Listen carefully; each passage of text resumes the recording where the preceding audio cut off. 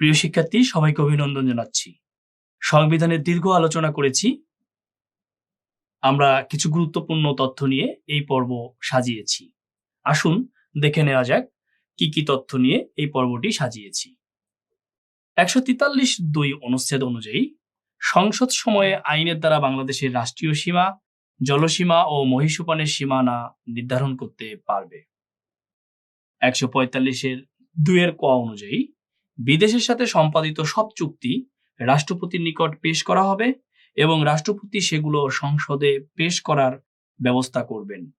তবে জাতীয় নিরাপত্তার সাথে সংশ্লিষ্ট চুক্তি সংসদের গোপন বৈঠকে পেশ করা হবে।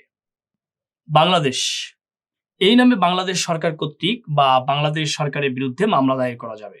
এটি 146 নং অনুচ্ছেদ। আপনাদের এর পূর্বেও এটি নিয়ে কথা বলেছি, মেজর লাইনটি দিয়েছিলাম কিন্তু ব্যাখ্যা দিয়েছিলাম না। এখানে বিশেষ বিশেষ অনুচ্ছেদগুলির ব্যাখ্যা দিচ্ছি। 152(1) অনুচ্ছেদে ব্যাখ্যা দেওয়া হয়েছে অধিবেশন, আইন, অর্থবছর, রাষ্ট্র, রাষ্ট্রপতি শৃঙ্খলা বাহিনী প্রভৃতি সংবিধানে ব্যবহৃত শব্দ।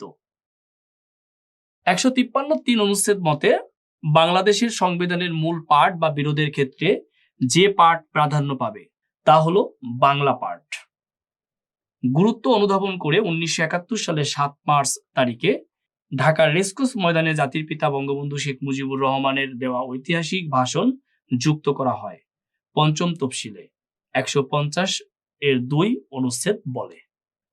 1971 সালের 10 এপ্রিল তারিখে মুজিবনগর সরকারের জারিকৃত স্বাধীনতার ঘোষণাপত্র সংযোজন করা হয় সপ্তম তফসিলে 150(2) নং অনুচ্ছেদ বলে।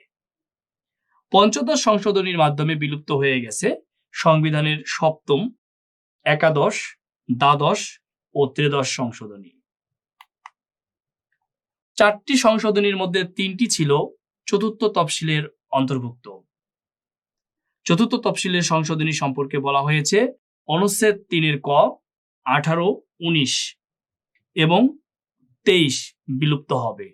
23 বাদে বাকিগুলি সপ্তম সংশোধনীতে ছিল।